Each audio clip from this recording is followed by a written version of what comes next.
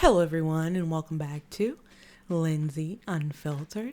And today we will be reading some excerpts from Gypsy Rose's new book that just released on December 10th, 2024. The name of the book is My Time to Stand. And I will be reading some excerpts from Google Books. I'm not allowed to read the entire book, of course, for copyright reasons. I will be taking a page out of a couple of the chapters, and we're going to analyze it and see what you guys think. Now, this book has a sticker price of around $27, so you need to know what you're getting into when you buy it. I know I haven't done much Gypsy content lately, but I feel like the release of this book and some of the details in this book are worth covering on the channel. If you like content like this that revolves around scandal, true crime, conspiracy with a twist of humor, make sure to hit that subscribe button. We're trying to get to 2K, and I'd appreciate it if you could help us get there.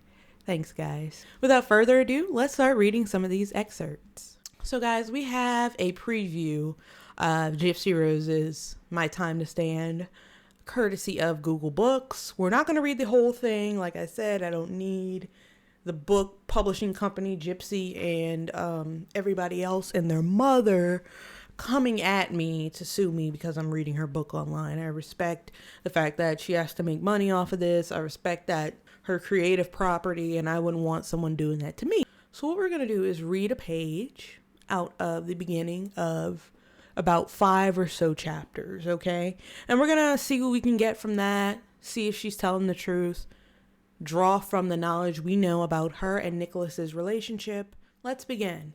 1. Kava. That's enough. When Dee Dee Blanchard was 24 years old, she gave life to me. When I was nearly 24 years old, I took life from her.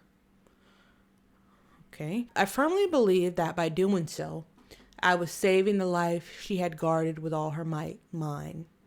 Though she certainly saw my life as ours at best. We're two sides of the same penny, she liked to say, meaning although two things may look different and be diametrically opposed, they're actually inseparable, two parts of the same whole. After being incarcerated for 8.5 years, I've been learning how to navigate life on my own, separately. My time served includes my combined imprisonment in 3 facilities. First, Greene County Jail in Springfield, Missouri, where I spent a little over a year. Then for a month, I was transferred to a prison for women in Vandalia until I was relocated to the Chillicothe Correctional Center to serve the remainder of my sentence. Given all that time, and with the help of therapy, family, friends, books, and my own writing, I have examined my life, actions, and relationships in great breadth and depth. At last, I've been given access to information, documents, records, therapy sessions. I'm like a detective noticing patterns, theorizing, having light bulb moments, and making new connections between things that used to make no sense to me. Still, while a year has passed since my release from prison, my scars, both emotional and physical, remain. The physical scars are like track marks that mock my progress. There's one thing that I want to draw attention to here, okay? She does acknowledge that she took life from Dee Dee Blanchard. But right after that, she says that she believed that by doing so, she was saving the life that she had guarded with all her might, mine. So basically what you're saying is that Dee Dee Blanchard guarded your life with all her might. If Dee Dee Blanchard guarded your life with all her might, how can you say she was such a threat to your life?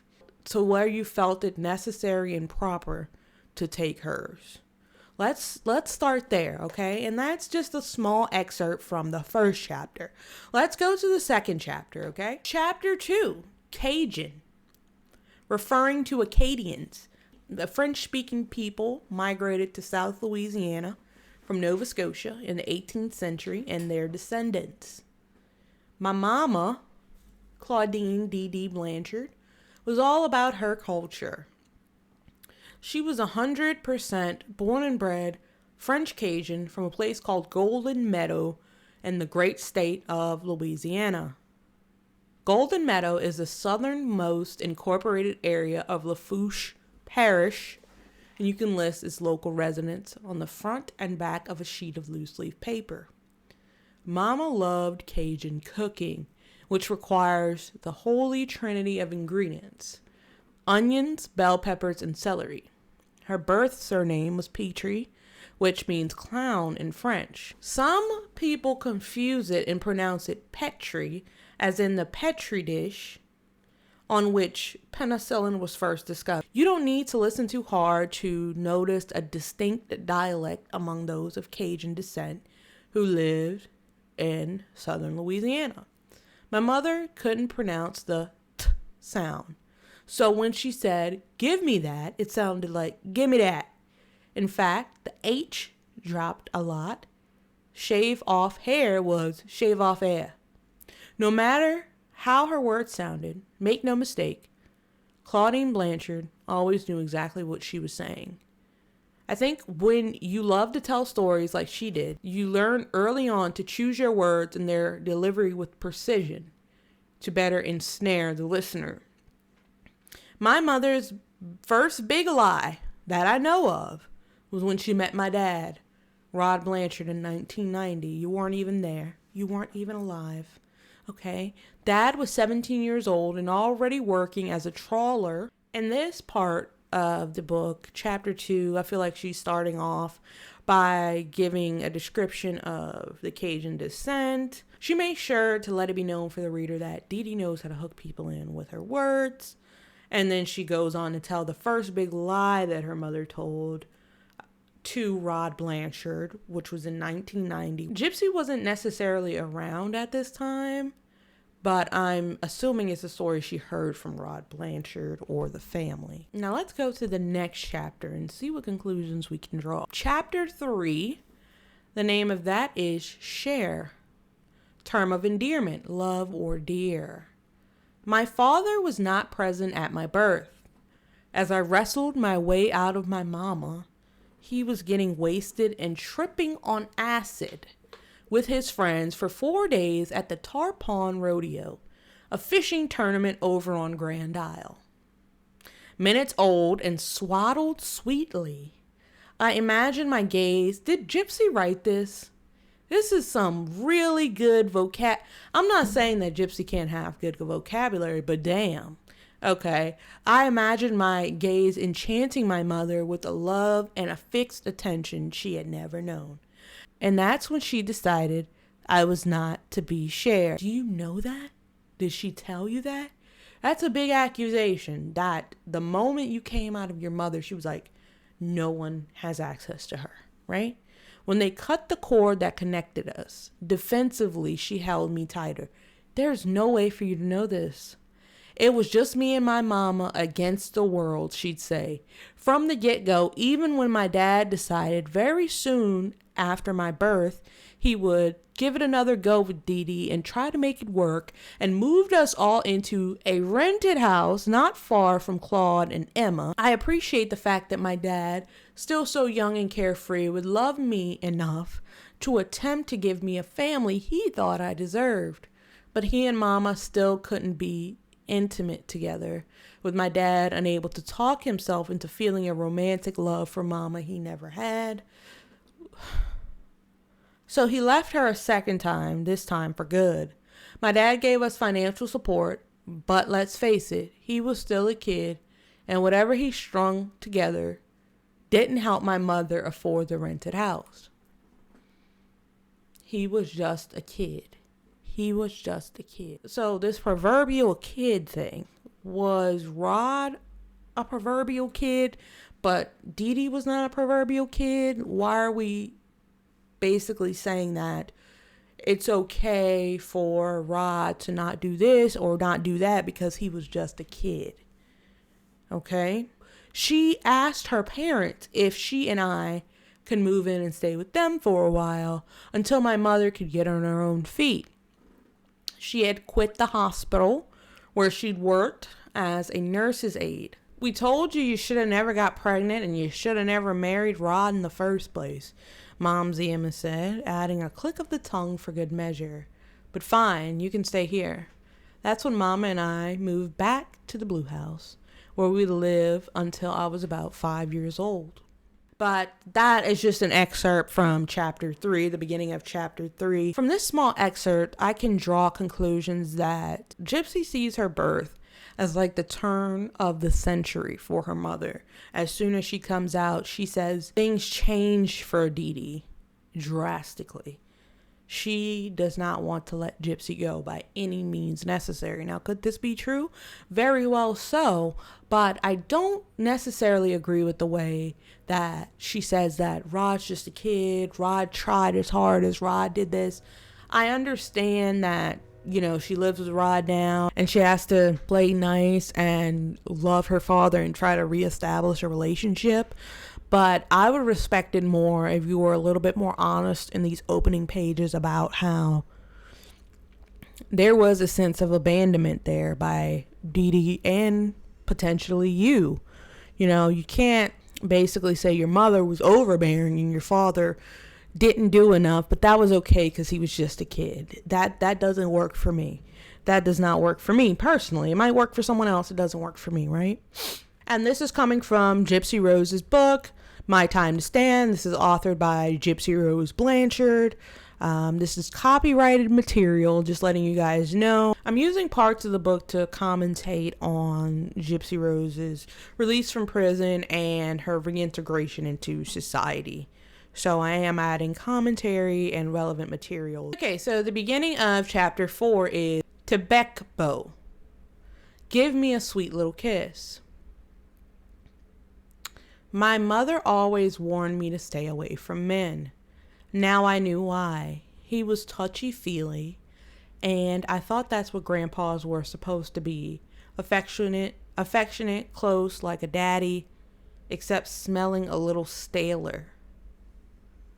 As I've mentioned, for about 5 years of my childhood that I remember, I lived with the Petrie side of the family, my mother moving back into the Blue House in Golden Meadow, where she'd grown up with Daddy Claude and Momsy Emma. Following the incident with my uncle, we'd moved to the projects, and then after a car accident, and with Daddy Claude and his new wife Laura. It is no secret, nor is it an exaggeration, to say that my mother and Laura hated each other, and for reasons I'm not sure of. Family members have said that my mother freaked out because Claude remarried so quickly after Momsy Emma passed at age 59. Therefore, my mother had it out for Laura by default. But Laura had an equally passionate disdain for my mother, allegedly acting out against her at the hospital where they worked together. Laura once opened Mama's work locker and stole Mama's wedding picture, ripped it in half, and tore up just Mama's face and body into a million little pieces, and then put them all back inside the locker for Mama to find. Mama thought Laura and her whole relationship with Daddy Claude was inappropriate. I have heard about the rivalry that Dee Dee allegedly had with her father's new wife. This only adds to the trauma that Dee Dee experienced. It only adds to the trauma that Gypsy experienced. This family dynamic had issues that started way before Dee Dee, that started way before Gypsy. This runs deep with them, right? I'm going to read the beginning of one more chapter, analyze that, and then I'll make a decision whether or not I want to buy the full book to read. And if you guys have read the book, My Time to Stand, I want you guys' opinion on it as well. All right, 6 is lagniappe.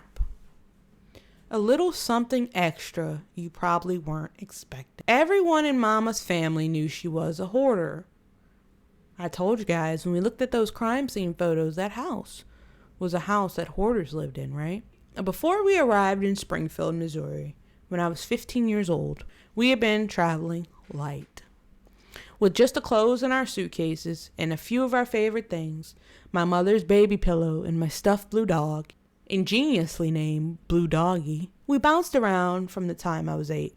I imagine that without a permanent place for my mother to store all her emotional baggage, she doubled down on collecting physical baggage once we landed in Springfield, where we were blessed to receive our Habitat for Humanity house on Volunteer Way.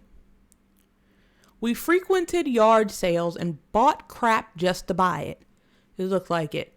Like game consoles, souvenirs from other people's vacation, and even furniture we didn't need. It was mostly clothing she hoarded. My mother couldn't say no to a donation. She loved a good going out of business sale, even if the items on 90% markdown were useless to us. She was a shopaholic for sure. Maybe this was another coping mechanism for dealing with her clinical depression. The days after holidays were her favorite time to run out to JCPenney's or Dillard's to snatch up prom dresses after prom seasons ended, to Michael's to round up next year's Christmas decorations, or she'd buy merch for events after the fact, like a bicentennial celebration t-shirt a year after the fireworks show. Then there were things she'd steal. My mother taught me the art of shoplifting at a very young age. She had a family history of kleptomania. I found out very recently. Legend has it, okay, don't say legend has it, that my grandmother Emma had been arrested for stealing, and she had been caught and banned from food and clothing stores on more than one occasion. My mother grew up with a comfortable middle-class lifestyle. So any thievery must have just been for a high. Did Emma teach my mother how to steal, which is why Mama taught me how to? So there was a very bare bones preview of My Time to Stand by Gypsy Rose Blanchard. And the accountability I see, of course I didn't read many pages, I read about 5, right? The accountability I see is slim to none, right? In the beginning of the book, she does admit that she did do it, but from then on, it was someone else's fault for her actions every single time. Now, I haven't read the whole book. These are just pieces from the first couple of chapters, guys. I can do more of these if you guys would like. I can't read the whole book. We can't listen to an audiobook online, but we can read excerpts and draw conclusions. If you guys want me to read the whole book on my own and come to you guys with the most striking parts, I can do that as well. Just let me know what you guys think. If you've read the book, let us know in the comments down below if it's worth the read. I will purchase the book and I will read the book because I am quite naturally intrigued to see if she takes any accountability. It's Dee Dee taught her how to do this. Dee Dee taught her how to do that. And I'm not denying that she did. We have to remember what happened in this case. And what the people want to know from Gypsy Rose is, what led you there? What led you there? Now, I'm not saying that it's not included in this book. Just from what I see so far, I'm not getting a lot of that. So guys, if you like videos like this, make sure to hit that subscribe button. There's a lot of new details in the book that I haven't heard before. So I think it's a good idea to give it a one over and see if any accountability is taken at the end of the day.